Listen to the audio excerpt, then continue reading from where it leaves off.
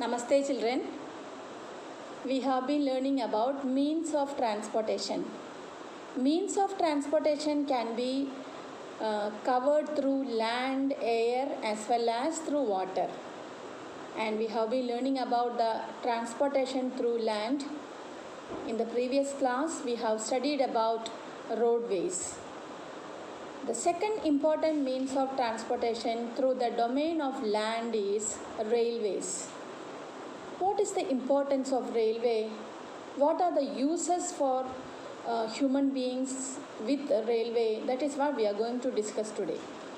Children, we know that railways are the principal means of transportation.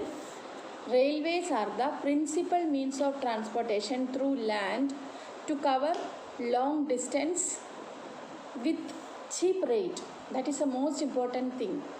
We can cover long distance, so many people and so many goods, but it is comparatively cheaper. That is a speciality of railway. Okay, at the same time, roadways are highly useful to cover short distance with few people over the land. Whereas over the land, long distance can be covered through railways, and that too with so many people and so many things, and it is comparatively cheaper. That is a speciality of railway department of our country. And you know, the first railway line of India was being constructed during the British rule, that is in the year 1853. Do you remember that? The first railway line of India was being set up in 1853 from Mumbai to Thane in Maharashtra.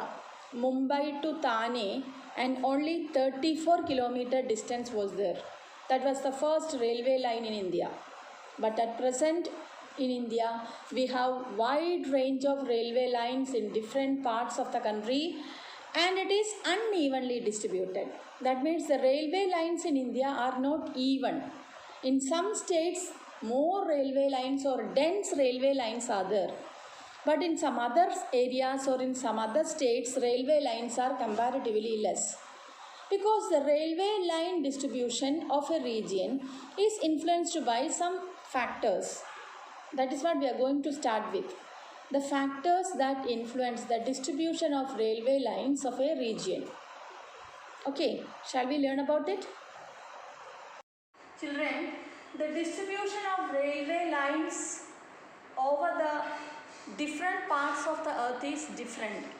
As far as India is concerned, the distribution pattern of railway lines are highly uneven. Some regions have more railway lines, but some other regions have moderate railway lines, and some other regions have very less railway lines. What are the reasons for this? Shall we learn about it? The first reason for the uneven distribution of railway line in India is relief factors. What do you mean by relief? Relief means topography or type of land area. So which are the different types of land areas on the earth? Yes, plain, mountains and plateau. So it is said that more railway lines are seen over the plain region. In India itself, more railway lines are seen in northern plains and also in the coastal plains. Is it clear? So the first factor that affects the distribution of railway line is relief factor. That means plain region may have more railway line than that of mountain and plateau. Now the second factor is population density. If number of people who are living in a region is more, that region needed more railway lines because people may need to move from one place to another. They are in busy traveling. Okay, so population density is the second factor that affects the distribution of railway lines. So based on this also in India, more population density is there in northern plains or in North India. That is why when you see the railway network of India, more railway lines are seen in northern plains. So the second factor is population density. Now the third factor is availability of natural resources.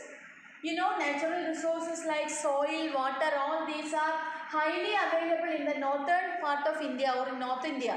And that region is known for agricultural resources, mineral resources, you know that. So that is why northern part of India is having more railway line because that region is rich for what? Natural resources like soil, water and minerals. So the third factor is what? Availability of natural resources. Okay. And the last one is level of economic development. Level of economic development means, see, if economic development is more in a region, that region necessitates more human traveling because people need to go there for employment opportunities, for doing trade, commerce and all. So level of economic development is the fourth factor that affect the distribution of railway lines. Is it clear? Which are the four factors? Relief factor, population density, availability of natural resources and level of economic development. Is it clear? Children, now let us learn about the development happened in Indian Railway after independence. Great changes had happened in the field of Indian Railway after independence. Let us see what are they. The first one, instead of steam engines, now we are using diesel and electric engine. Earlier we were using steam engines with the help of coal, but now such engines are highly replaced by diesel and electric engine. This is a great change that happened in Indian Railway recently. Okay. The second one, introduction of superfast trains. Now it is possible to reach into the remote areas of India through railways with the help of the superfast trains.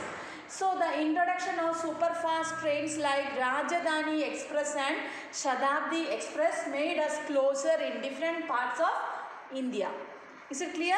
So the second development that happened in Indian Railway is the introduction of superfast trains like Shatabdi Express, Rajdhani Express, etc.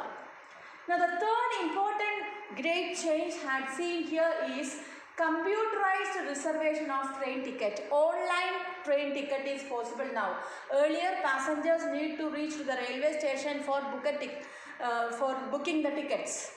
Okay, but now there is no need of it. We can book the ticket online. That is, computerized reservation of train ticket is very, very important. Okay. This is another important change happened in the field of Indian Railway. And now we are introduced what? Container service. What is meant by container service? Container train means or the goods trains. Earlier, passenger trains along with container trains traveling together. Okay, some bogies were of what? Containers or goods. But now different trains are for passengers as well as goods traveling. Is it clear? So the introduction of containers train made great facilities for the traders as well as for the passengers. They need not wait for the delays in loading and unloading of goods. Okay, children. So that is a great development happened in the field of Indian Railway recently. Introduction of goods trains or container trains. And the recent development happened in the field of Indian Railway is the introduction of metro service. You know about the metro service of Kerala at Cochin. So this metro service made the railway functioning easier and faster. That is a speciality of what? Metro railway. Okay. So children, see this map. India's railway network is seen here. Children, do you know our railway network is well developed and it is the largest in Asia. But when you make a keen study about the railway network distribution, we could make it clear that more railway lines are there in northern plains. But see the mountainous regions of northernmost part of India, even though we have advanced technological skill in the field of railway line, it is difficult to construct railway lines in the mountainous area, that is the Himalayan mountainous region, and less railway lines are seen there. So in the northern plains like Punjab, Haryana and parts of Delhi and all, you could see more railway lines because the land area is highly leveled there and the economical and natural resource richness attract so many people to that region, and above all it is the administrative capital of India. New Delhi is the administrative capital of India. That is why more people need to go to North India. Is it clear? So more railway lines are there in northern part of India. Is it clear, children? Hope this much is thorough for you now.